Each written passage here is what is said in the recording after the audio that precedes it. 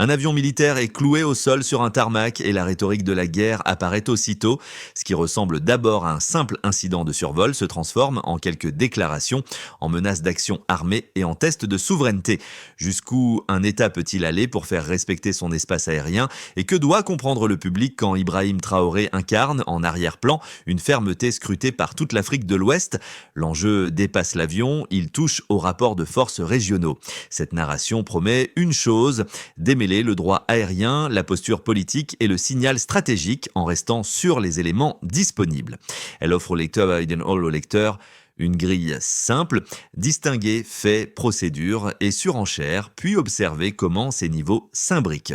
Le bénéfice est direct, comprendre pourquoi un incident technique peut devenir un levier politique. L'enjeu dépasse un désaccord bilatéral parce qu'il met en cause la crédibilité des règles de survol et la capacité des États voisins à éviter l'escalade tout en affirmant leur souveraineté. Si la menace suffit à faire plier une règle, la règle devient fragile. Si la réponse devient punitive, le cycle s'alimente. La question suspendue est donc double: démonstration de force dissuasive ou symptôme d'un climat où chaque incident peut produire un effet domino. Cette ambiguïté, plus que l'avion, est ce qui retient l'attention.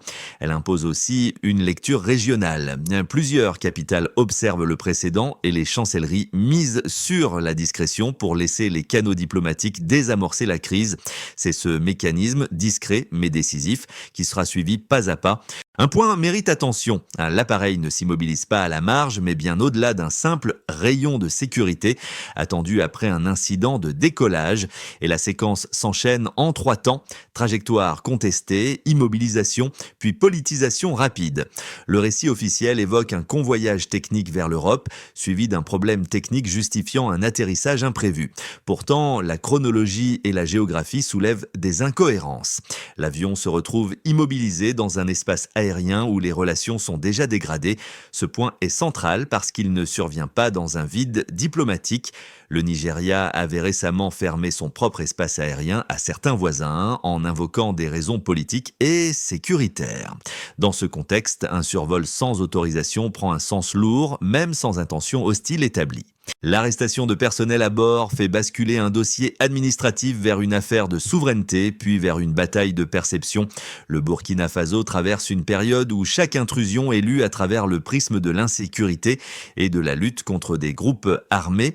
Sous la présidence d'Ibrahim Traoré, la ligne affichée insiste sur le respect strict des frontières et le refus des arrangements tacites hérités du passé. Cette posture explique pourquoi l'enquête est privilégiée avant toute concession. Elle protège la règle, mais elle signale aussi une volonté de ne pas céder sous pression. En parallèle, des références historiques évoquées côté nigérian déplacent le débat. Elle transforme le droit aérien en symbole de rapport de force. Résultat, l'incident devient un signal observé bien au-delà des 2 capitales et Ibrahim Traoré demeure le point d'ancrage d'une fermeté présentée comme calme, institutionnelle et stratégiquement lisible. Concrètement, la question ouverte au départ, dit jusqu'où aller pour faire respecter l'espace, commence à se refermer. Il ne s'agit pas d'aller vers l'affrontement, mais de contrôler le récit par la procédure. Dans les premiers échanges, chacun parle moins de l'avion que de ce que l'autre est censé respecter: autorisation, statut militaire et hiérarchie implicite. Ce déplacement presque imperceptible est le véritable déclencheur de tension. Sur le terrain, l'affaire se traduit d'abord par des décisions concrètes prises par des acteurs identifiables, chacun contraint par son contexte immédiat. Les autorités burkinabées réagissent rapidement à toute présence aérienne non autorisée. Identifier, sécuriser, ouvrir une enquête. Dans un environnement où les menaces sont souvent asymétriques et difficiles à détecter, laisser passer un appareil militaire sans clarification reviendrait pour elle à banaliser une faille. Du côté nigérian, l'incident touche une corde sensible différente: la perception de prestige et de rôle pivot dans la sécurité ouest-africaine. Voir un avion immobilisé et des personnels retenus alimente un sentiment d'atteinte au rang national, ce qui pousse certains responsables à parler d'abord à l'opinion publique avant de parler aux diplomates. Dans un détail révélateur, dans les couloirs, les militaires appliquent la procédure. Dans les chancelleries, on cherche un mot qui désamorce sans humilier. Ce décalage produit un effet précoce. les mots deviennent plus lourds que les faits et chaque camp ajuste sa posture en fonction de ce qu'il imagine que la région retiendra. Cela signifie que quand la perception gouverne, un détail technique devient un test politique. Les diplomates, eux, tentent d'éviter que l'affaire ne s'enquiste. Ils privilégient des canaux discrets parce qu'une rupture formelle coûterait à tous. En toile de fond, plusieurs capitales observent le précédent potentiel. Tolérer un survol sous menace fragilise la règle, mais répondre trop durement nourrit la surenchère. Ce sont ces regards extérieurs, plus que les échanges bilatéraux, qui accélèrent la cristallisation. La séquence des événements se déroule en 3 mouvements, chacun ajoutant une couche de tension. Au départ, un appareil militaire nigérian est contraint d'atterrir après avoir pénétré un espace aérien sans autorisation explicite. Pour les autorités burkinabées, la procédure est nette. Immobilisation, identification des personnels, ouverture d'une enquête pour déterminer l'objectif réel du vol. À ce stade, rien de spectaculaire n'est signalé. Il s'agit d'appliquer une règle de souveraineté. Ensuite, la politisation accélérée de l'incident. À Abuja, des déclarations apparaissent, dont celle d'un sénateur évoquant explicitement la possibilité d'une action militaire pour récupérer l'appareil et les personnels retenus. La référence à des opérations extérieures historiques menées loin du continent marque un tournant rhétorique. Le dossier cesse d'être technique. Il devient un test de crédibilité, non seulement entre 2 États, mais vis-à-vis de leurs opinions publiques et des partenaires régionaux. C'est ici que le contraste devient visible. Tandis que les mots se durcissent, côté nigérian, la réponse burkinabé reste institutionnelle et mesurée. Rappel des usages, un traitement conforme, attente des conclusions de l'enquête. Sous la direction d'Ibrahim Traoré, le message transmis demeure constant. Aucune escalade ne sera acceptée, mais aucune pression extérieure ne forcera une décision précipitée. Ce choix de fermeté calme agit comme une stratégie de cadrage. Il renvoie l'adversaire au terrain des règles, là où la menace perd de sa force symbolique. Dès lors, les répercussions se manifestent en chaîne. Dans la région, plusieurs capitales suivent la situation, conscientes que le précédent pourrait compter. Si un survol non autorisé est toléré sous la menace, la règle se fragilise. Si l'interception devient punitive, elle nourrit des représailles verbales ou diplomatiques. Les chancelleries privilégient donc la discrétion, laissant aux canaux diplomatiques le soin de réduire la température. Mais la température baisse lentement parce que chacun doit préserver la face. Côté nigérian, le discours vise autant à restaurer une image de puissance qu'à décrire une réalité opérationnelle. Côté burkinabé, la procédure vise autant à clarifier les faits qu'à rappeler que la souveraineté aérienne n'est pas négociable. Dans cet entre-deux, chaque détail devient sensible. Le statut militaire des passagers, la production d'une autorisation formelle, la cohérence de la destination annoncée. L'incident agit ainsi comme révélateur. Il met en lumière des tensions accumulées, des méfiances héritées de décisions antérieures et la difficulté croissante à séparer sécurité, prestige et politique intérieure. Ce n'est plus seulement un avion immobilisé, c'est un signal envoyé à toute l'Afrique de l'Ouest sur des limites à ne pas franchir et en arrière-plan, Ibrahim Traoré reste associé à l'idée qu'une retenue procédurale peut servir de ligne rouge sans se transformer en provocation. Les premiers jours se concluent sans rupture formelle, mais avec un durcissement du climat, moins de confiance, plus d'interprétation. Dans ce climat, un simple communiqué peut être lu comme un avertissement et un silence comme une préparation. Le cœur de la montée en intensité n'est donc pas un mouvement militaire visible, c'est la manière dont les récits concurrents s'installent. Chaque camp cherche à démontrer qu'il agit par responsabilité, l'un en rappelant son rang, l'autre en rappelant la règle. Cette double démonstration, paradoxalement, rend la sortie de crise plus délicate parce qu'elle oblige à trouver une désescalade qui ressemble à une victoire narrative minimale. D'un survol présenté comme technique, le dossier glisse vers une enquête de souveraineté. Les éléments factuels disponibles permettent d'éclairer l'affaire sans recourir à des scénarios spectaculaires en s'appuyant sur une logique simple, trajectoire, procédure, statut militaire, puis proportionnalité de la réponse. Il faut d'abord s'arrêter sur la trajectoire et la position finale de l'appareil. Le récit parle d'un incident technique survenu après le décollage, mais l'avion se retrouve immobilisé, loin de ce que suggère une précaution immédiate. Ce contraste affaiblit l'idée d'un simple atterrissage opportuniste. Une dérive significative impose une vérification, même sans intention prouvée. Il faut ensuite considérer le cadre réglementaire du survol militaire. Dans la région, l'autorisation préalable explicite constitue la norme, surtout entre États aux relations tendues. Or, selon les informations disponibles, aucune autorisation formelle n'est produite au moment de l'interception, et ce décalage entre procédures attendues et situations constatée devient le cœur de l'argument burkinabé. Sans autorisation documentée, le survol perd toute neutralité opérationnelle. Il faut enfin regarder la présence de personnel militaire à bord et leur statut. Ce n'est pas un avion civil en transit, l'appareil transporte des membres des forces armées, ce qui modifie la lecture de l'événement. Dans un contexte sécuritaire fragile, un avion militaire non autorisé ne peut pas être traité comme une simple anomalie aéronautique. Il impose une enquête conformément aux pratiques internationales. Le statut militaire augmente le risque perçu, donc l'exigence de clarification. À ces 3 points s'ajoute une donnée de contexte qui rend l'affaire plus sensible, la proximité avec des décisions régionales récentes, dont des fermetures d'espaces aériens invoquant des raisons politiques et sécuritaires. Cette proximité renforce la perception d'un enchaînement plutôt que d'un hasard isolé, et elle nourrit une logique de précédent. Accepter l'épisode sans clarification créerait une référence difficile à gérer à l'avenir. En parallèle, la réponse officielle annoncée reste calibrée. L'avion est immobilisé, les personnels sont retenus pour enquête, mais aucune mesure coercitive supplémentaire n'est signalée. Ce choix s'inscrit dans une gradation classique: contrôler, vérifier, puis décider. Cette gradation compte car elle soutient un argument de proportionnalité. La fermeté se situe dans l'application de la règle, pas dans une punition immédiate. Dans cette zone grise, les données disponibles ne prouvent ni une mission hostile, ni une erreur anodine. Elles situent l'événement à l'intersection de la souveraineté, de la sécurité et de la crédibilité régionale. Ce point explique pourquoi la tension persiste malgré l'absence de choc visible. Tant que la procédure n'aboutit pas, chaque camp peut lire la même séquence dans un sens différent. Le côté nigérian peut y voir une réaction excessive et un message politique. Le côté burkinabé peut y voir la seule manière d'éviter que la menace ou le prestige ne dicte la règle. Dans ce cadre, Ibrahim Traoré n'apparaît pas comme un facteur d'improvisation, mais comme le garant d'une ligne.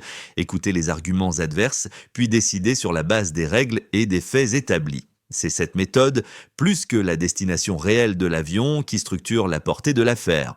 Pour comprendre la portée du débat, il faut examiner sérieusement l'argumentaire avancé du côté nigérian, sans le caricaturer. Un premier argument avancé est la surcharge sécuritaire interne. Le Nigeria fait face simultanément à des insurrections, au banditisme armé et à des enlèvements.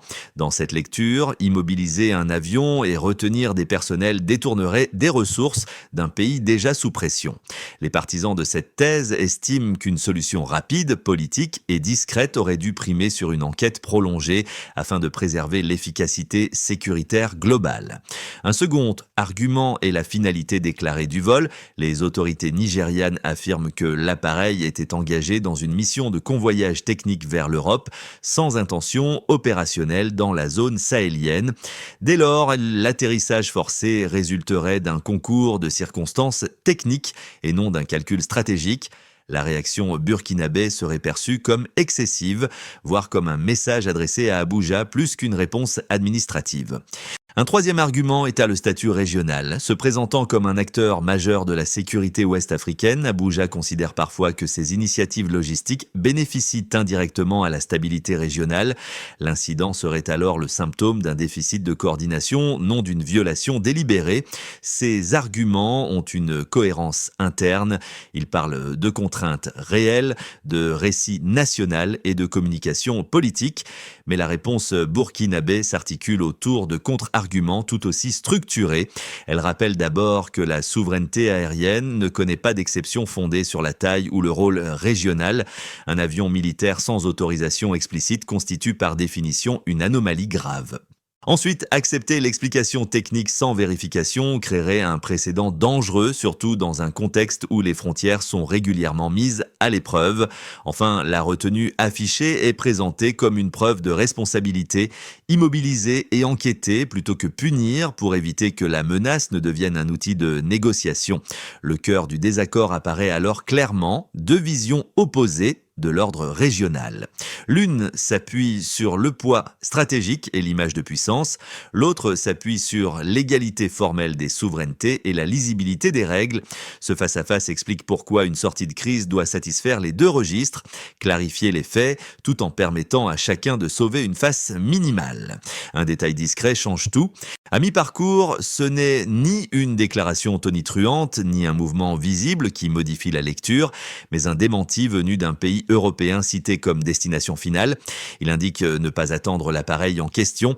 Cette précision ne prouve pas une intention hostile, mais elle fragilise la narration d'une mission technique routinière et introduit une incohérence que les autorités burkinabées ne peuvent ignorer.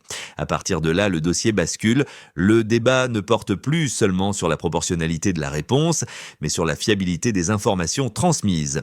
En sécurité aérienne, l'opacité, même partielle, suffit à justifier une enquête approfondie, car elle élargit la zone grise. Sous cet éclairage, la posture de Ouagadougou apparaît moins défensive qu'anticipative, refuser une clôture rapide pour éviter la normalisation d'ambiguïtés dangereuses. Ibrahim Traoré s'inscrit dans cette logique de prévention, où chaque détail compte plus que les effets d'annonce, et où Ibrahim Traoré privilégie la procédure comme langage commun. Ce renversement est crucial. Il transforme un incident de survol en débat sur la transparence, donc sur la confiance minimale entre voisins, et il prépare la suite. Si l'information de départ vacille, toutes les interprétations deviennent possibles, y compris les plus anxiogènes. Les conséquences concrètes de cet épisode se déploient déjà à plusieurs niveaux, bien au-delà du sort immédiat de l'avion immobilisé. Pour l'État burkinabé, l'affaire renforce une ligne politique fondée sur l'autorité institutionnelle. En traitant l'incident comme une question de souveraineté plutôt que comme un malentendu, Ouagadougou envoie un message: les règles s'appliquent de la même manière à tous les voisins. Dans ce cadre, Ibrahim Traoré est associé à une idée simple: la frontière aérienne n'est ni symbolique ni négociable sous pression, et la crédibilité interne du pouvoir se joue aussi dans la discipline procédurale. Pour les forces armées, l'impact est plus opérationnel. L'interception et l'enquête mobilisent des ressources, mais elles servent aussi d'exercice réel de contrôle de l'espace aérien. Dans un contexte où les menaces sont souvent invisibles, démontrer la capacité à identifier et à contraindre un appareil militaire étranger possède une valeur dissuasive. Cela renforce la perception d'une armée vigilante, attentive aux signaux faibles autant qu'aux incursions manifestes. Pour le Nigeria, les répercussions sont surtout politiques et symboliques. L'incident alimente un débat interne sur la cohérence entre ambition régionale et capacité réelle. Alors que le pays cumule des défis sécuritaires domestiques, voir un avion immobilisé par un voisin plus petit en taille et en population interroge le récit de puissance. Cette dissonance nourrit des discours plus fermes, parfois excessifs, destinés à compenser une frustration stratégique plutôt qu'à annoncer une action concrète. L'objectif est de restaurer une image, pas de provoquer un conflit. Pour les populations civiles, l'effet est indirect mais tangible. Chaque tension régionale accroît l'incertitude économique, complique les échanges et alimente un climat d'inquiétude diffuse. Les habitants ne voient pas forcément l'avion, mais ils perçoivent les conséquences possibles d'une escalade, même verbale, sur la stabilité quotidienne. Rumeurs plus rapides que communiquées, peurs réactivées, horizon brouillé. Pour les entreprises et les acteurs de la logistique, le risque porte sur un durcissement des restrictions de survol ou des frictions diplomatiques, synonyme de coûts supplémentaires et de délais accrus. Enfin, au niveau régional, l'affaire est observée comme un précédent. Si un différend aérien dégénère en menace militaire, même rhétorique, cela fragilise les mécanismes collectifs de gestion des crises. À l'inverse, une résolution par des canaux diplomatiques peut renforcer l'idée qu'une fermeté initiale coexiste avec la désescalade. Dans cet équilibre, Ibrahim Traoré apparaît comme l'un des acteurs qui redéfinissent, pas à pas, les limites acceptables de l'interaction entre États ouest-africains. Et la question reste ouverte: leçon stabilisatrice ou modèle de crispation à venir. On peut résumer l'effet en 4 cercles: institution qui fixe la règle, militaire qui l'applique, citoyen qui absorbe l'inquiétude et économie qui paie la friction. Plus ce cercle s'élargit, plus l'incident cesse d'être un cas isolé et devient un signal de gouvernance régionale. À d'horizons de 6 à 12 mois, 3 trajectoires plausibles se dessinent sans qu'aucune puisse être tenue pour acquise. Une première trajectoire possible est celle d'une continuité maîtrisée, une désescalade progressive par les canaux diplomatiques. L'enquête burkinabé arrive à son terme, les faits sont clarifiés, les personnels retenus sont libérés et la clôture se fait sans concession publique sur le principe du survol. Chaque partie revendique une victoire narrative minimale, suffisante pour préserver la face. L'une insiste sur la règle respectée, l'autre sur la protection de ses ressortissants. La coopération régionale reste limitée, mais l'incident devient un rappel des procédures plutôt qu'un point de rupture durable. Une deuxième trajectoire possible combine un apaisement officiel et une crispation latente. Le dossier immédiat se referme, mais la méfiance s'installe. Les survols deviennent plus rares, les procédures plus lourdes, et chaque mouvement aérien est interprété à travers le prisme du soupçon. La stabilité est préservée, mais elle reste fragile. Elle dépend d'une retenue mutuelle et d'un minimum de transparence qui n'est jamais garanti. Une troisième trajectoire envisage une confrontation permanente, accumulation de discours durs et de gestes symboliques qui, sans déboucher sur un conflit ouvert, créent une tension chronique. Dans ce cas, chaque incident mineur devient un test de crédibilité. La rhétorique de la force prend le pas sur la gestion technique et des acteurs extérieurs observent, s'ajustent, parfois exploitent ces tensions pour renforcer leur position. Face à ces scénarios, une recommandation de méthode s'impose plutôt qu'une prédiction. La clé consiste à distinguer le signal du bruit, à traiter les faits avant les discours et à privilégier des mécanismes de clarification rapide sans renoncer au principe. La question centrale n'est pas de savoir qui a gagné, mais comment éviter que chaque épisode ne devienne un précédent dangereux puis une habitude. Autrement dit, réduire l'espace des malentendus avant qu'ils ne redéfinissent l'équilibre régional. Une règle pratique aide à lire la suite. Si les autorités partagent assez d'informations pour fermer la zone grise, la tension tend à décroître. Si elles laissent l'opacité persister, la compétition de récits repart. De même, si les déclarations publiques continuent d'anticiper la décision juridique, la pression sur les institutions augmente. Si elles suivent la procédure, la sortie devient plus crédible. Ce sont des choix de séquence, pas des choix de bravoure qui déterminent la trajectoire. Au-delà des États et des institutions, ce type de crise touche des publics concrets, souvent éloignés des salles de décision. Pour les habitants des zones frontalières et des grandes villes, la tension se traduit par une inquiétude diffuse. Les rumeurs circulent plus vite que les communiqués et la simple évocation d'une menace militaire réactive des peurs liées à l'insécurité quotidienne. Même sans affrontement, l'idée qu'un différend puisse dégénérer pèse sur la perception de l'avenir proche, sur les déplacements et sur la confiance envers des services déjà fragilisés. Un second cercle concerne les professionnels du transport, du commerce et de la logistique. Des restrictions de survol, temporaires ou durables, compliquent les itinéraires, allongent les délais et renchérissent les coûts. Pour ces acteurs, la stabilité régionale n'est pas une notion abstraite, c'est une condition de travail et chaque incident aérien devient un signal négatif susceptible d'affecter des décisions d'investissement ou de partenariat. Enfin, les jeunes et les familles lisent ces tensions à travers un prisme de lassitude. Les crises répétées, expliquées en termes géopolitiques éloignés du vécu, nourrissent un sentiment d'usure, mais aussi des attentes que la fermeté proclamée se traduise en amélioration tangible de la sécurité et des conditions de vie. Deux gestes modestes peuvent réduire l'espace laissé aux interprétations anxiogènes, une communication plus pédagogique sur les faits et des mécanismes régionaux de clarification rapides. Sans résoudre tout, ils rendent la souveraineté plus lisible et les coûts sociaux moins silencieux. Pour le public, suivre la séquence plutôt que les slogans aide, qui dit quoi, à quel moment et sur quelle base vérifiable. Cette discipline d'attention réduit la tentation de choisir un camp sur un seul extrait et ramène le débat vers ce qui compte, règles, procédures et désescalade. Une sortie durable de ce type de crise repose moins sur un geste spectaculaire que sur une séquence d'actions coordonnées et lisibles.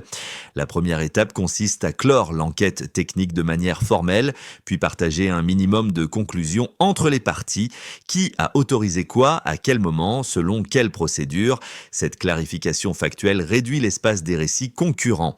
La deuxième étape consiste à activer le canal diplomatique à un niveau suffisamment élevé pour engager les institutions, mais assez discret pour éviter la surenchère publique. L'objectif n'est pas de rétablir une confiance pleine, il est d'éviter les angles morts en fixant des règles opérationnelles temporaires.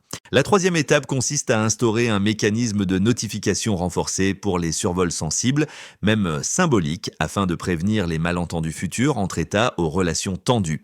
La quatrième étape consiste à mobiliser un cadre régional minimal sans créer de nouvelles structures, en utilisant des mécanismes existants pour rappeler que les différends aériens affectent la sécurité collective. La cinquième étape consiste à fixer des jalons temporels clairs, enquête terminée, communication publique, normalisation progressive, pour éviter l'enlisement. Dans cette logique, la fermeté affichée par le Burkina Faso sous Ibrahim Traoré peut s'articuler avec une transparence procédurale sans renoncer au principe de souveraineté. Le point décisif à la séquence, d'abord les faits, ensuite les mots. Si les institutions parviennent à rendre la règle lisible et prévisible, l'incident devient un apprentissage plutôt qu'un précédent dangereux. Et si la région investit dans ses garde-fous discrets, la posture associée à Ibrahim Traoré peut coexister avec la désescalade au lieu de l'empêcher. Cela exige de la discipline, pas de l'emportement. Le fil émotionnel de l'affaire ramène à une image simple, un avion immobile sous le soleil entouré de procédures, de regards et de récits concurrents. Ce n'est pas une scène de bataille, mais elle condense des années de méfiance, de décisions accumulées et de rapports de force implicites. Ce qui semblait technique devient symbolique parce que chacun y projette plus que des faits, une dignité, un rang, une peur, une règle. Pour le Burkina Faso, cet instant rejoint une série d'épisodes où la souveraineté n'est plus une abstraction juridique, mais une pratique quotidienne. La ligne tenue par Ibrahim Traoré s'inscrit dans cette continuité. Refuser que les règles Tsuabequan soient flexibles quand elles protègent les plus puissants et rigides quand elles exposent les plus vulnérables. Du côté nigérian, l'image renvoie à une autre question plus intime. L'écart entre le discours de puissance et les réalités opérationnelles. Entre ces lectures, l'objet matériel s'efface. Il reste une référence, un point de comparaison pour les crises à venir. Au fond, Ibrahim Traoré n'est pas seulement un nom dans la séquence, il est devenu le symbole d'une méthode où la procédure sert de frontière et où la retenue peut être une forme de fermeté. Cette affaire invite moins à prendre parti qu'à réfléchir collectivement aux mécanismes qui régissent la stabilité régionale. Lorsqu'un incident technique se transforme en symbole politique, c'est souvent le signe que les règles communes sont fragiles, mal partagées ou mal comprises au-delà des frontières. L'épisode de l'avion immobilisé rappelle que la souveraineté, pour être respectée, doit être lisible, prévisible et communicable sans menace. Pour les observateurs, les citoyens et les décideurs, l'enjeu n'est pas seulement l'issue immédiate du dossier, mais les signaux qu'il envoie sur la manière de gérer les désaccords futurs, suivre les faits, exiger des procédures claires, des services armes et laisser la désescalade faire son travail. Ce sont des gestes modestes, mais structurants. La question finale reste ouverte et dépasse ce cas précis. L'Afrique de l'Ouest choisira-t-elle des règles partagées pour contenir les tensions ou laissera-t-elle chaque incident redéfinir au coup par coup l'équilibre régional? Si ce sujet intéresse, l'essentiel est de débattre sur la base d'éléments vérifiables, trajectoire, autorisation, statut et séquence de décision. Quelles règles minimales devraient s'imposer pour éviter que le prochain incident ne devienne lui aussi un précédent?